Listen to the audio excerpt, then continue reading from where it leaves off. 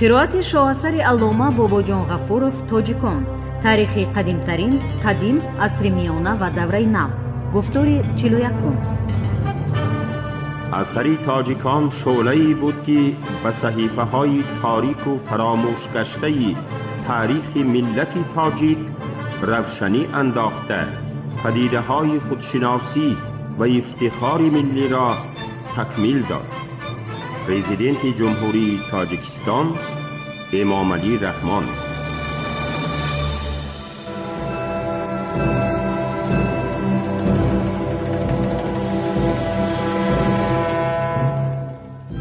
خلق‌های آسیای میانه در عصر 6 و ابتدای عصر 8.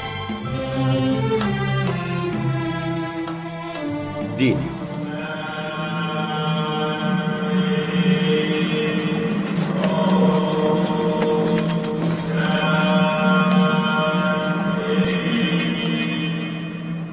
مردم تخارستان در عصرهای 5-7 چند دین را می پرستیدند. در پرتو مأخذهای تاریخی و مدرکات ارخئولوژی انیق گفتن ممکن که قسم اساسی مردم تخارستان مثل دوره های قدیم زردشتی بودند، ولی پدیده های یقین و شکل های پرستش این دین قریب مطلق معلوم نیست. برخلاف سوخت، چاچ، خوارزم، مراسم دفن در استادان ها در این کشور رسم نبود، گرچند در بعضی جایها خود استادان ها یافت شدند. دنقره، حصار. از خیلی پهن شدن آتش پرستی چلیم کلان سفاری شهادت می دهد که از بلالیک تپه به دست آمده است. چلیم از پایه آفتاب شکل پرنقل و سرخانه عبارت است. این خیل چلیم ها در خیرآباد تپه و در جنوب تاجیکستان وامی خورند. در کافر قلعه کلخازآباد آتشدان مقدس یافت شد. موقع دین بودایی بسا مستحکم بود. راست گپ هیتاریان در اولها دین بودایی را نمی پرستیدند. از افتکار حاکمان گوناگون ولایت‌های جداگانه هیتاریان نسبت به دین بودایی مناسبت هر خیله داشتند. در رفت جنگ در بعضی جایها معبد بوداییان خراب گردیده طلب و تاراج می شدند، ولی عموما گیریم تمام معلومات ها دلالت می کنند که در آسیای میانه در دوره هیتاریان دین بودایی تعقیب کرده نمی شد و بعضی حاکمان هیتاری دین بودایی را دستگیری می کردند. دین بودایی به ترک ها پیش از به آسیای میانه آمدن آنها تأثیر داشت.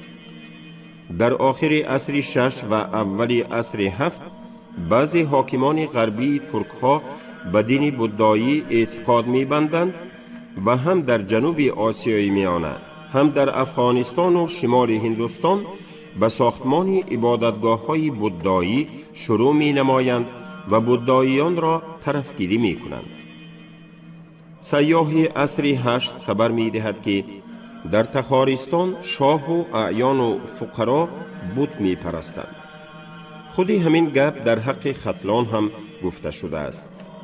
در عصر 7 در پایتخت تخارستان شهر بلخ صدها دیر، در ترمیز قریب 10 دیر، در شومان 2 دیر، در قبادیان 3 دیر و غیره موجود بود.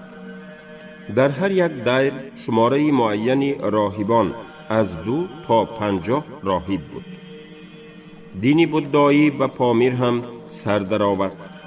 مثلا در بخان دیر و راهبان بودند. موافق بعضی معلومات ها بعضی دیرها صاحب ثروت های کلان، صاحب زمین و مال و ملک بودند. حفریات عجینه تپه و کافر قلعه این اخباری مأخذهای خطی را پرره تصدیق کرد. تپنیمی که هم بعضی اشارت ها داده است. در جنوب تاجیکستان در پایاناب دریای قزلسو فرخار نام مرکزی ریان هست. زبانشناسان اثبات کردند که نام فرخار از کلمه سانسکریتی ویخارا یعنی دیر بودایی برمی آید. در زنگتیپا کتیبه های بودایی روی پوست درخت یافت شدند. این کتیبه ها با خط مرکز آسیایی برهمی نوشته شده. زبانش سانسکریتی آمیخته می باشد. این کتیبه چندین مجموعه متنهای بودایی بوده. یکی از آنها وینای می باشد و آن قاعده و قانونهای رفتار و کرداری راهبان و راهبه ها و دیگر اعتقادمندان قطاری است که پیروی دینی بودایی شدند. باقی مانده های این گونه دستنویس ها از کافر قلعه هم یافت شده است. همه این معلومات دلالت می کند که در تخارستان دینی بودایی خیلی انتشار داشت. دیگر دینی که در آسیای میانه و از جمله در تخارستان ریشه دوانده بود دین مانویه می باشد. در ابتدای عصر 8 قرارگاه پیشوای این مذهب در تخارستان بود. سال 719 به صفت سفیر چغانیان مرد از اهل مانویه فرستاده شد که عنوانش دبیر کبیر بوده است. مانویه از خود ابتدای در آسیای میانه پهن شدن خود به اعیان و اشراف و حاکم و واریان تکیه می نمود و سفیر بودن یکی از اهل مانویه دلیل روشنی این دعوا می باشد. نهایت باز یک دین دیگر، دین نصرانی، انیقترش طریقت نیستاری این دین خیلی پهن شده بود. موافق معلومات ها در بین هیتاریان دین نصرانی معلوم بوده است. ترک های تخاری این دین را می پرستیدند و از تخارستان سفارت آمده بوده است که مقصد داشته است طریقت نیستاری را پهن کند و غیره. خلاص در عصر 6 و ابتدای عصر 8 در تخارستان چندین دین برابر وجود داشت و هر یکی آن برای بنده کردن مردم مبارزه می بود. به همدیگر تأثیر می رساند و اکثر وقت با همدیگر آمیخته شده می رفت.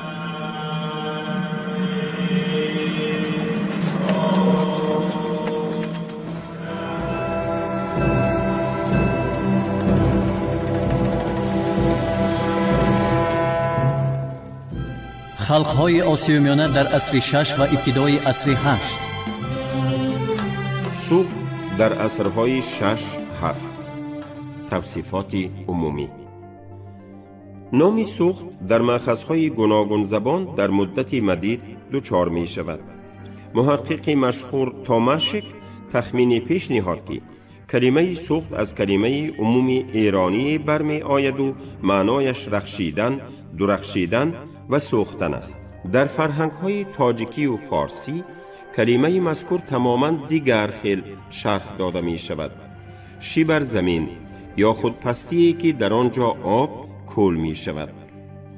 در زبان حاضره تاجیک الحال سوخت گفته جایی را می گویند که شیبر زمین و باطلاق جایی کشتبابی شاداب باشد، ولی از افتش این تفسیر ثانی‌تر پیدا شده است.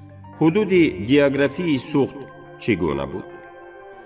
به عقیده سیاح عصر 7 سیواندزم سوخت کشوری است بین دریای چو در شمال و شرق و دروازه بایسون در جنوب و غرب. معلوم که این حدود سیاسی و گیوگرافی سوخت نه، بلکه مکان زندگی سوختیان می باشد. مأخذهای عرب و تاجیک زبان دوره های ثانی اساساً عصرهای 10-13 ادراک همان زمانه مسئله مذکور را تجسم نموده. به هر حال بعضی گپ‌های قدیمه را هم به اینابت گرفتند. از این مأخذها ما واقف می شویم که سوخت به دو معنا، به معنای تنگ و به معنای وسیع استفاده می شد. سوخت به معنای وسیع تمام وادی زرفشان، بعضا ناحیه های بالاترین آن را استثناء می کردند و وادی قشقدریا می باشد. در عین حال تصور نیز معمول بود که سوخت تنها ناحیه سمرقند می باشد. مورخان عصرهای میانه درباره سوخت سمرقند بسیار سخن راندند. اینچنین سوخت بخارا نام مفهومی هم بود. یاقوت گفته است گویند دو سوخت هست، سوخت سمرقند و سوخت بخارا. وادی قشقدریا جزئی سوخت دانسته می شد و ضمناً بعضی مؤلفان مثلا یعقوبی کیش را پایتخت سوخت گفتند. همه این معلومات را محققان مفصل تدقیق کردند.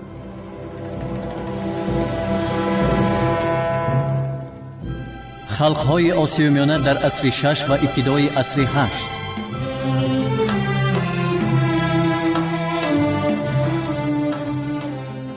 سیوانت زن و خای چاو درباره سوخت. سیوانت زن به سوخت سال 629 آمد. وی می نویسد که سماکیان یا سمادزن سمرقند ملکی است که از شرق به غرب طول کشیده است. اندازه پایتخت کشور برابری ترمیز بوده است. ملک سماکیان از 4 طرف با مانعه های طبیعی محافظت شده است. مردمش خیلی بسیار. در این ملک از دیگر مملکت های خارجه مال و ثروت نهایت پرقیمت ترین بسیار جمع شده می ماند. زمینش حاصل خیز است و حاصلی فراوان می دهد. دال و درخت نغز می سبزد و درخت ها را بیشگی نامیده است. گل و میوه نهایت زیاد است. در این کشور از پای خوش ذات هستند. مردم این کشور نسبت به مردم کشورهای دیگر در صنعت و هنر موافق ترجمه دیگر در تجارت پیش قدم می باشند. اقلیم نرم و معتدل است. اهالی سرغیرت و پختکار و ناترس و دلیر می باشد.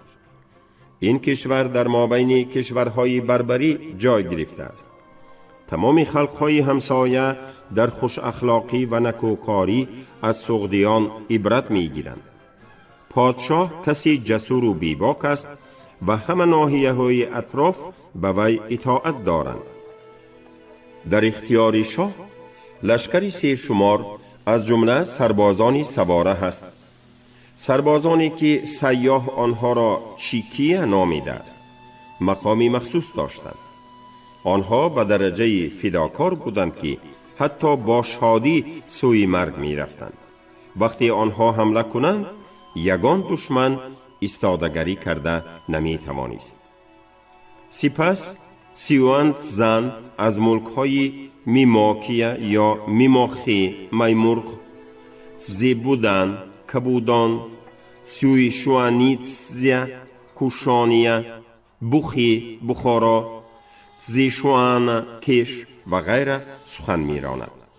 اینچنین درباره اندازه آنها معلومات آورده و همه آنها یک خیل توصیف مختصر داده می شود.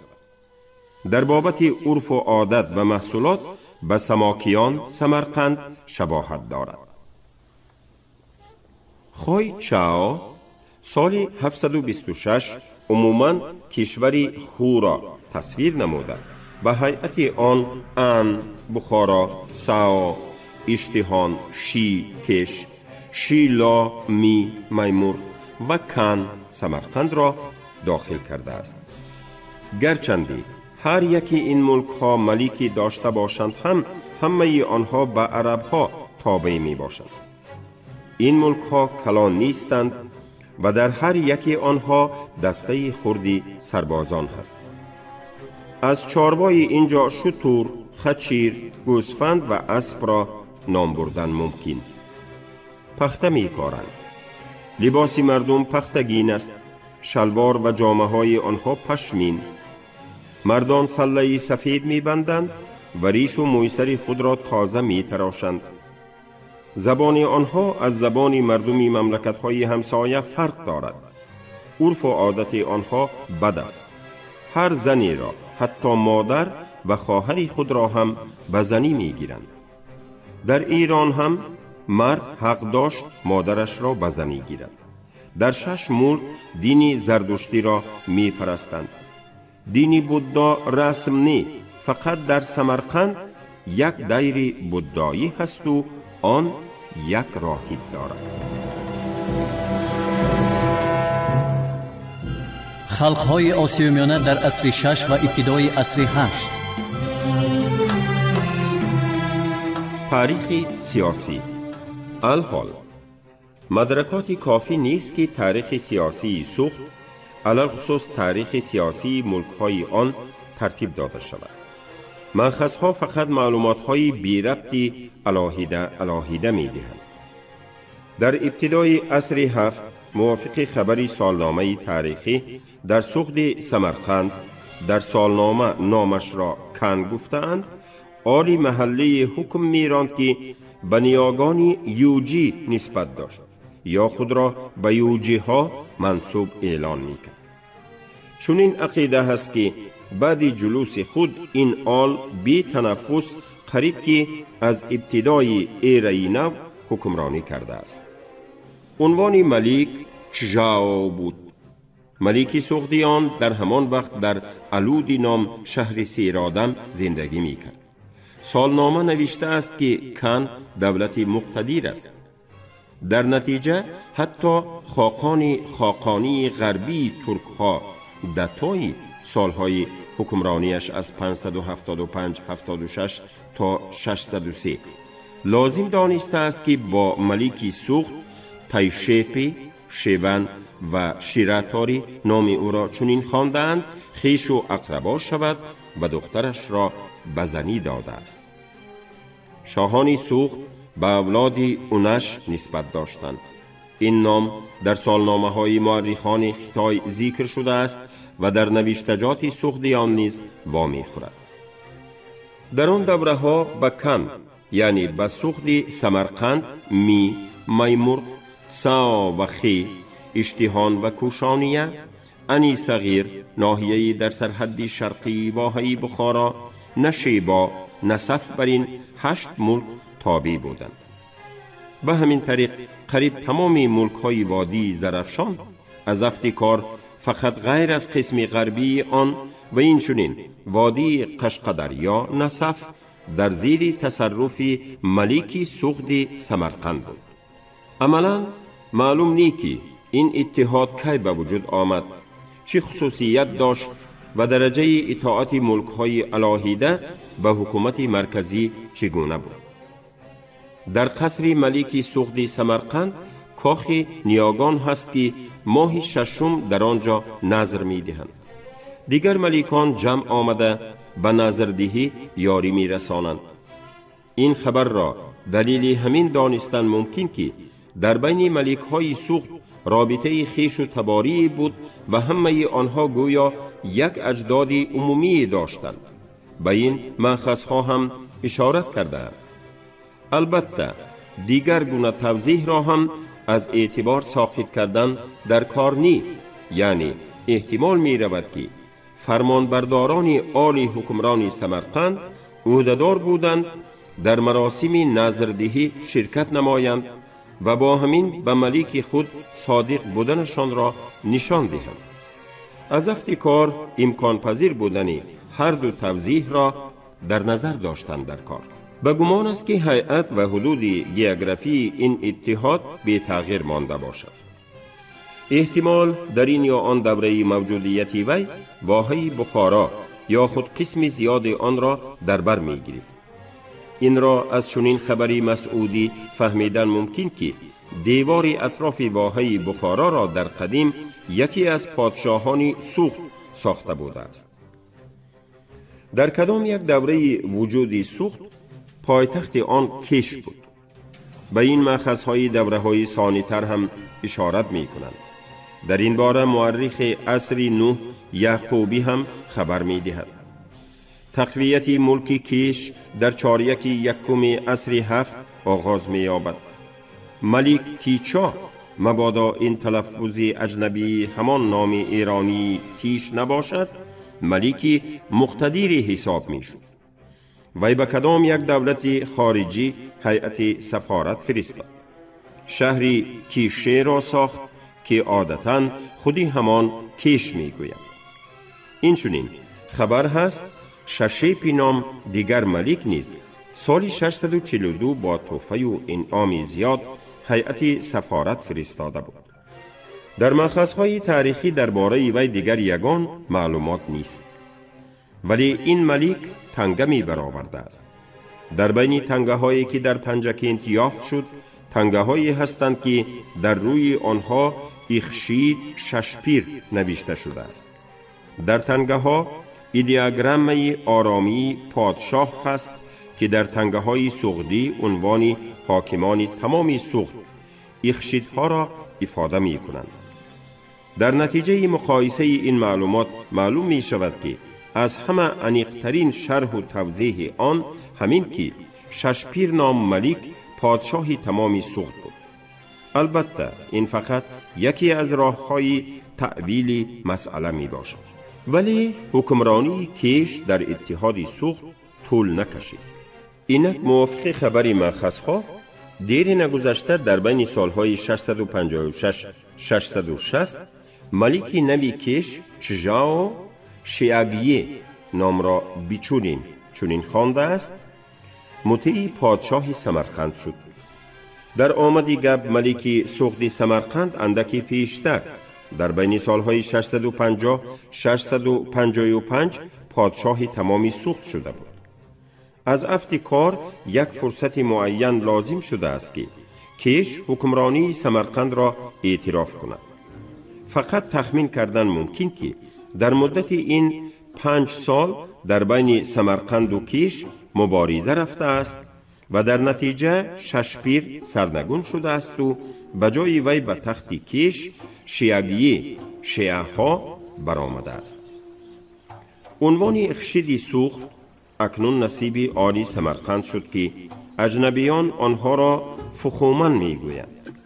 یک سلسله تنگه های سغدی هست که خط آنها را به عقیده سمیرنا و اخشید ورهومن خواندند در کار.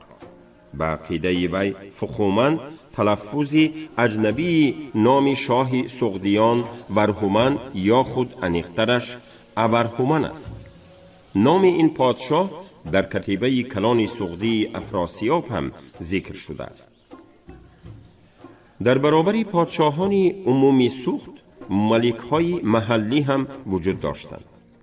ملکی کیش که اکنون تابع آلی سمرقند بود اخرید نام عنوانی میراثی داشت. در مأخذهای خطایی ملک بخارا ان نیومی اینچنین بوخا نامیده میشد و عنوان ملکی آن چژاو بود. نسب ملک‌های بخارا و سمرقند یک بود. در چاریک دویوم عصر 7 در بخارا علینگه نام او را بیچورین چونین خوانده است نام شخص ملک شد. مأخذ خطایی خبر می دهد که آل بخارا از نسل به نسل 20 پشت حکمرانی می کند، یعنی چند عصر حکمرانی کرده است. در ناحیه بخارا تنگه های سکیفتی یعنی فروخمیده میسین در معاملات بود که در رویش به سغدی شاه اسور نوشته شده بود. موافق مدرکات پلیاگرافی این تنگه ها به عصرهای 4-5 نسبت داشتنشان ممکن. نام شاه ایرانی است و معنایش اسب سوار است. از روی خط تنگه ها ملک های بخارا دو عنوان داشتند که معنای یکی شاه و معنای دیگرش حاکم بوده است. ملک پنجکینت ملک مستقلی مهم بود.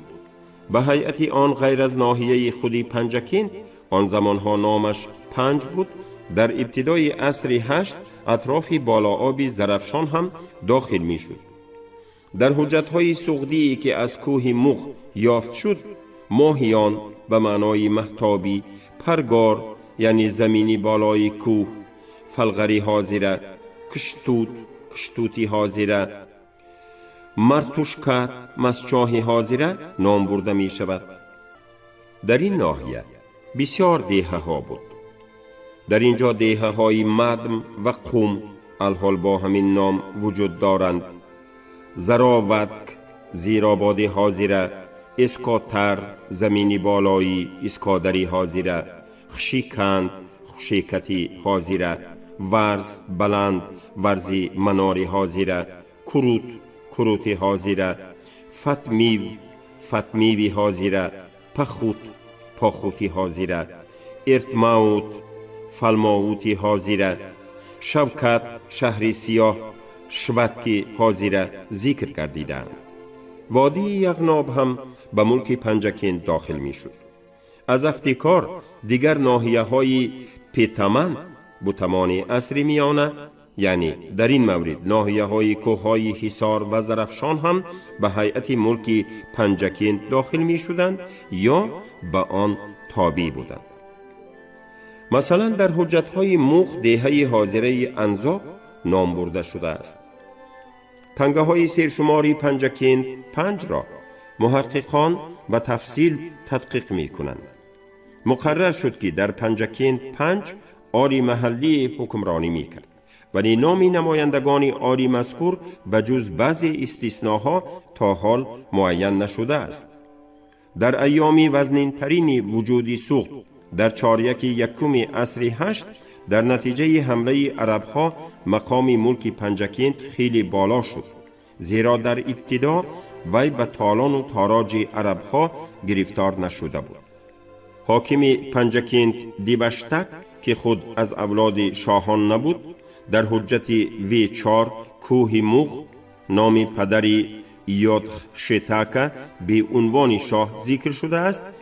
به تخت سمرقند و به عنوان شاه سوغد حاکم سمرقند دیوشتک ادعا داشت و از افتکار مدت به این مرتبه هم رسیده بود. در برابر ملک‌های کلان ملک‌های خرد هم بسیار بودند و بعضی آنها تنگه هم می برآوردند. در سمیتن نام دهه سوخت در جای کوشانیه قدیم، یعنی زمین‌های دهه‌های امروزه میتن، پایریق، چلک، مرکزی ملک خردی بود که حاکم آن از نام خودش تنگه برنجی سکه می‌زد. اثر تاجیکان شعله‌ای بود که به صحیفه‌های تاریک و فراموش گشته تاریخ ملت تاجیک روشنی انداخته، پدیده‌های خودشناسی و افتخار ملی را تکمیل داد. پرزیدنت جمهوری تاجیکستان امامعلی رحمان.